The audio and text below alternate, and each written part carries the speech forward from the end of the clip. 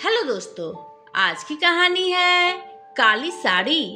अरे रीता, तुम सांवली, ऊपर से यह काली साड़ी, वो अच्छी दिखेगी क्या तुम्हारे ऊपर? पहले ही तुम्हारे रंग को देखकर लोग ताना मारते हैं। आकाश रीता को बोला, देखो ना आकाश, मैं बोलती तो कहती, सास बोलती रहती है हमेशा। ऐसा लगता है जैसे कौवे को काला टीका लगाया हो। पति और सास का बोलना सुनकर रीता जरा उदास हो गई। वो काली नहीं थी, कृष्ण वर्णीय थी और रीता नाक नक्शे में अच्छी थी, पर पति और सास कलर को लेकर रीता को हमेशा ताना मारते थे। क्या करेगा आकाश भी, वह गोरा और रीता कृष्ण वर्णीय। लोगों का क्या, वो तो नाम रखने में पीएचडी होते हैं। ब्लैक और व्हाइट बोलते थे दोनों को। आकाश का मन वैसे साफ था। रीता को अगर कोई कलर को लेकर बोलता तो उसे जरा भी अच्छा नहीं लगता था, इसलिए वह भी थोड़ा बहुत बोल देता था ताकि वह जिद ना करे। लेकिन जब वो बोलता था तो उसे इस बात का पछतावा होता था। उसकी माँ घर में हमेशा करवाहट रखती थी। आज भी वैसा ही हुआ। घर में उत्सव के माहौल में सुबह जब सास ने रीता से बात की तो वह थोड़ी निराश थी। उसका चेहरा भी शांत था। आकाश वास्तव में खुद पर शर्मिंदा था। अपराधी की तरह बैठने के बजाय वह काम के लिए बाहर गया। कई सारी महिलाएं काली साड़ी पहनकर सड़कों पर चल रही थी। सभी ही गोरी थी ऐसा नहीं था, लेकिन उन पर वह काली साड़ी अच्छी लग रही थी। आकाश काम की जगह पर गया। उसका बचपन का दोस्त सोमू और उसका पूरा परिवार साथ में था। जान पहचान हुई तभी पीठ के पीछे से सोमू की पत्नी आई। वह भी काली सांवली ही थी। काली साड़ी पहनी थी उसने। पीछे से एक आवाज आई, नेहा दीदी, अच्छी दिख रही हो आप। आपकी साड़ी भी अच्छी है और आप भी। नेहा के चेहरे पर खुशी आई। उससे ज्यादा सोमू खुश हो गया था। आकाश सोमू को कौतूहल से देख रहा था। सोमू ने वह देखा और जाना। वह आकाश के सवालों को हल करना चाहता था। सोमू ने आकाश से सीधे ही पूछ लिया, पूछो, तुम्हारे मन में जो भी है मैं तुम्हें उसका उत्तर देने के लिए तैयार हूँ। आकाश पहले हड़बड़ाया, फिर वह बोलने लगा, नहीं नहीं, ऐसा कुछ भी नहीं है। सोमू ने आकाश से कहा, तुम मुझे नहीं जानते कि मैं लोगों का मन कितने अच्छे से पढ़ सकता हूँ। तुम तो मेरे बचपन के मित्र हो। तुम्हारे मन की बात भला मुझसे कैसे छुपी रह सकती है? सोमू आगे बोला, चलो ठीक है, तुम्हारा सवाल भी मैं ही बता देता हूँ। तुम यही सोच रहे हो ना कि मेरी पत्नी जो रंग से काली है और आज उसने काली साड़ी पहन रखी है, फिर भी वह और मैं इतना खुश कैसे? आकाश सब कुछ शांति से सुन रहा था और कुछ भी बोल नहीं पा रहा था। सोमू बोला, काला रंग ऐसा रंग है जिसमें दुनिया का कोई भी रंग मिला दे वह कभी नहीं बदलता, यानी कि किसी और रंग की संगत में वह अपना अस्तित्व कभी नहीं छोड़ता। इसी प्रकार नेहा भी दिल से एकदम उस कलर के जैसी है, कभी भी रंगीन ना होने वाली लड़की है।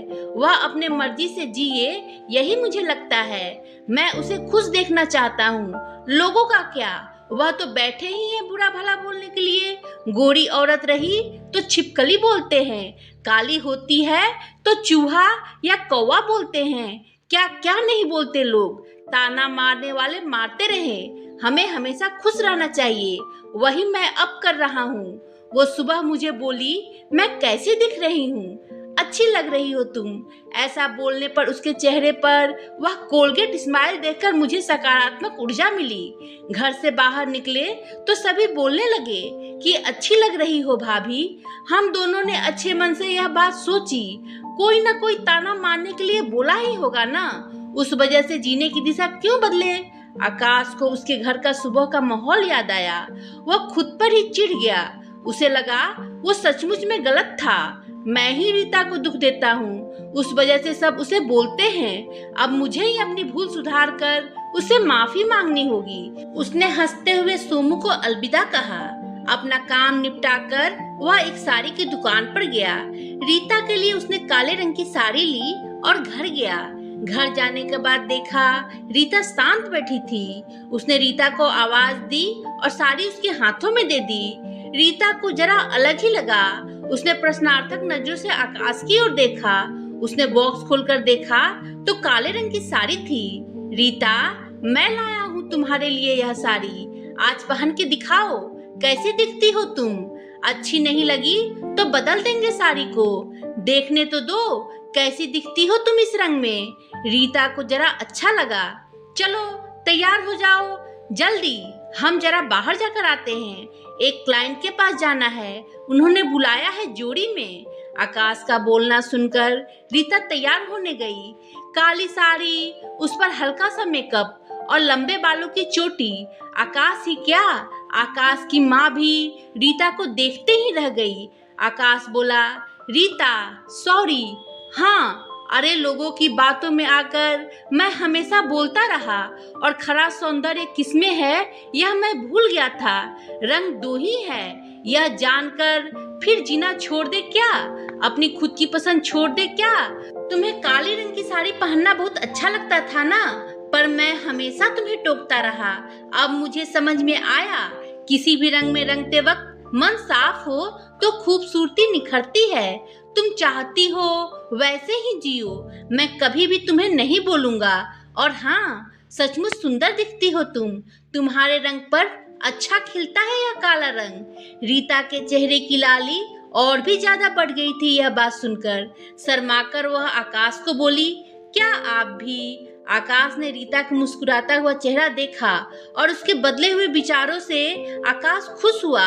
मन ही मन में आकाश ने सोमू को धन्यवाद किया, क्योंकि यह परिवर्तन सोमू के शब्दों द्वारा हुआ था। खूबसूरत दिखने के लिए खूबसूरत दिखना जरूरी नहीं है, बल्कि खूबसूरत सोच होना जरूरी है। इंसान का अगर मन सुंदर है तो उसमें कोई फर्क नहीं पड़ता कि वह किस रंग का है। दोस्तों, इस कहानी के बारे में अपने विचार कमेंट कर बताएं। कहानी पसंद आई हो तो लाइक शेयर करें और मेरे चैनल को सब्सक्राइब करना ना भूलें। धन्यवाद दोस्तों।